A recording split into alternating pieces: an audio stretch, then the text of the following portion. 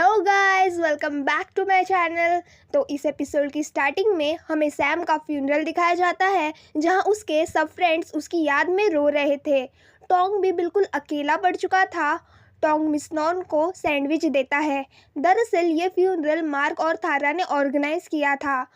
तो miss non Tong को अच्छे से पढ़ाई करके उनका नाम रोशन करने कहती है। सैंडविच को देख के वो उनकी पुरानी यादें बताती है, जहाँ बचपन में दोनों साथ मिलके सैंडविच बनाया करते थे। टोंग सबको स्नैक्स दे के खुद नहीं खा रहा होता। मार्क उसके लिए भी सैंडविच लाया होता है, बट टोंग मना करके कहता है कि उसे खाने का मन नहीं। मार्क उसे हक करके कंसोल करता है। सैम टोंग के लिए बहुत इम्पोर्टेंट था, इसीलिए मार्क सैम का सामान अपने पेंट हाउस में रखवाने का सजेस्ट करता है। टोंग उन दोनों की फ़ोटो देख के और भी रोता है और वो दोनों रात को वहीं रुकते हैं। थारा मार्क को बता रही थी कि ह्यूमंस बहुत फ्रेजाइल होते हैं, स्पेशली जब किसी की डेथ हो तो वो टूट जाते हैं। वो मार्क को टोंग से दूर रहने कहती है, क्योंकि गोल्डन ब्लड का असर ख़त्म हो जाने पे मार्क का इन्फैचुएशन भी ख़त्म होगा। मार्क कहता है कि उसने टोंग से दूर रहने की ट्राई किया था, पर वो नहीं हो पाया। फिर थारा उसे निकोल के बारे में पूछती है। दरअसल उसकी विजन पावर कमज़ोर हो गई थी, तो वो नहीं बता पा रही थी कि निकोल कहाँ छुपा है। मार्क कहता है, आप चिंता ना करें, वो जल्दी उसे ढूंढ लेगा। वहाँ फ्रैक्चर निकोल, जिसके सारे आदमी मारे जा चुके थे, उसे खुद रिकवर होने में 3 दिन लगने वाले थे। वो कहता है, हमें आज रात यहाँ से भाग जाना चाहिए, नहीं तो हम सब मारे जाएंगे। मार्क टोंग को पेंट हाउस ला के सैम का सारा सामान रखता है। मार्क वहाँ अपनी सारी चीज़ें कलेक्ट करके रखता था। वो कहता है कि मैं 100 साल से ज़्यादा ही जी चुका हूँ, उसके सामने ये कलेक्शन तो कुछ नहीं। वो टोंग को उसकी कलेक्शन भी वहाँ रखने कहता है, जिससे वो रूम उनकी कलेक्शन प्लेस बन जाएगी। वहाँ टोंग को मार्क की डायरी दिखती है। मार्क उसे लेके टोंग को बाद में पढ़ने कहता है और उसे बाथरूम में ले जाता है, जहाँ उसने बढ़िया सा डेकोरेशन किया था। मार्क ने टोंग को रिलैक्स फील करने के लिए सब किया था। दोनों बाथटब में बैठ के गहरी गहरी बातें करते हैं। टोंग सब चीज़ों का ब्लेम खुद पे डाल रहा था कि कैसे वो गोल्डन ब्लड है और उसकी वजह से सैम की जान गई। मार्क समझाता है कि वो खुद पे ब्लेम ना ले और वो उसे कहता है कि निकोल को मार्क कल ढूंढने जाएगा। टोंग भी उसके साथ जाना चाहता था, बट मार्क मना करता है। उस पे टोंग बताता है, उस दिन निकोल उसका ब्लड पीना चाहता था, पर उसने पिया नहीं। वो सही टाइम आने का वेट कर रहा था। वो निकोल के आदमी से उसका पता पूछते हैं। उसे बहुत मारने के बावजूद वो नहीं बताता। मार्क उसे गोल्डन ब्लड का लालच दे के उससे सच उगलवा लेता है।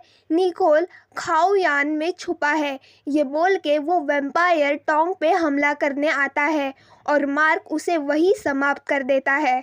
थारा टोंग को डांटती है कि आगे से वो ऐसे स्टंट ना करे। वो निकोल के प्रॉपर्टी पे दे के कहती है, निकोल को उसे जल्द से जल्द ढूंढना होगा। जब तक मार्क बाहर निकोल को सर्च करने जाएगा, तब तक थारा उसका ध्यान रखेगी। वो टोंग को थारा उसकी मदर इन लॉ जैसे समझने कहता है और मार्क उन पे ज़्यादा ट्रस्ट करता था। टोंग को वही रहने कहता है। मार्क टोंग की टी शर्ट पहन लेता है और अपनी टी शर्ट टोंग को देता है, ताकि उसे वहाँ मार्क की कमी महसूस ना हो। नेक्स्ट डे टोंग उसके साथ मार्क की डायरी भी ले आया था, क्योंकि उसे उस दिन पढ़ने नहीं मिली। मार्क उसे सजेस्ट करता है वो भी अपनी लाइफ पे डायरी लिखे और जब मार्क आएगा तो वो एक एक वर्ड प्यार से पढ़ेगा। थारा भी आती है और वो मार्क को उसके काम पे ध्यान देने कहती है और टोंग को अंदर रूम में लाती है। वो टोंग को मार्क के ओल्ड बेडरूम में ले जाती है। थारा सेज कि उसे मार्क की चिंता करने की ज़रूरत नहीं है, उसके साथ थारा के लोग भी गए हैं। वो टोंग को मार्क की फर्स्ट कैट बिल्लो से मिलाती है और उसे मार्क के डैड का फ़ोटो भी दिखा के कहती है, ह्यूमन ज़िंदगी भर जिंदा नहीं रह सकते, पर हम तो इमॉर्टल है, इस घर को अपने ही घर जैसा समझो। ऐसे कहकर वो चली जाती है। मार्क उसे ढूंढने जाता है और टोंग उसकी याद में डायरी लिखता है। दोनों मून को देख के एक दूसरे को याद करते हैं। नेक्स्ट मॉर्निंग थारा टोंग को बुलाती है। दरअसल थारा चाहती थी कि टोंग दूसरे कंट्री जाके स्टडी करे और इसीलिए वो उसे स्कॉलरशिप ऑफर करती है। वो कहती है मार्क उसके साथ वहाँ नहीं आ पाएगा क्योंकि थारा के बाद सब कुछ मार्क को ही संभालना है। ये जानने के बाद टोंग उस स्कॉलरशिप को पोलाइटली रिजेक्ट करता है क्योंकि वो मार्क से दूर नहीं जाना चाहता था।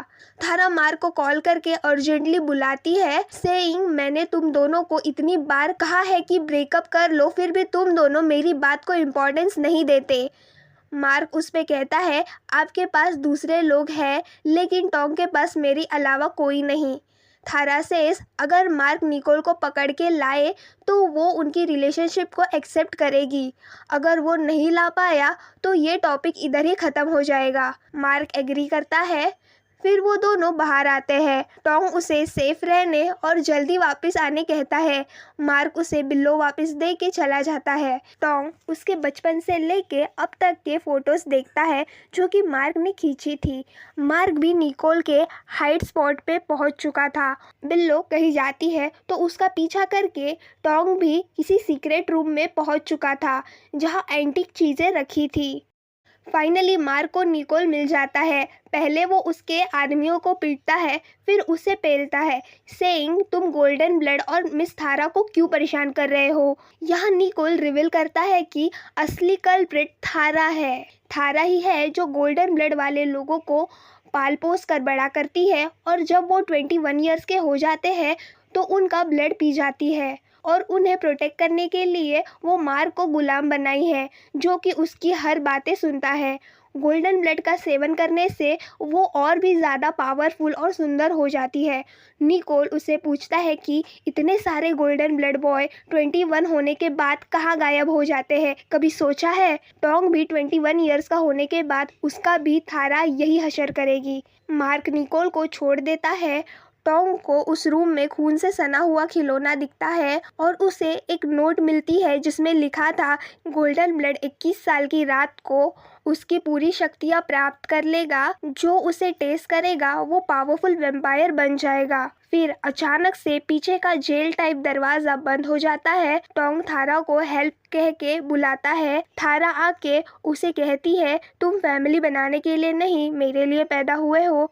ऑल राइट दोस्तों, तो यहीं पे इस एपिसोड की एंडिंग हो जाती है। जिसे हम रक्षक समझ रहे थे वही भक्षक निकली। आगे क्या होगा, क्या मार्क उसे बचा पाएगा, जानने के लिए बने रहिए। वीडियो अच्छा लगा होगा तो एक लाइक बनता है। हम आपको मिलते हैं नेक्स्ट वीडियो में, तब तक के लिए पीस।